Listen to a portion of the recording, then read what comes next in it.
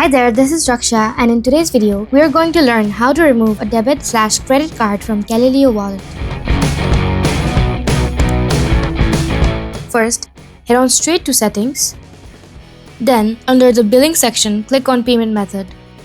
Now, if you want to remove a non-default card, hover over the card and click on Delete Card. Click on Delete when prompted for the action to be complete. The default card, as you can see here, cannot be deleted. If you want to delete a card that is default, you first have to change another card to default from this button.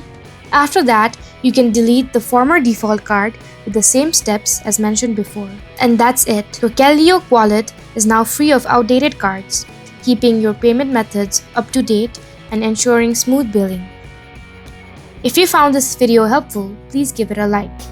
Thanks for watching.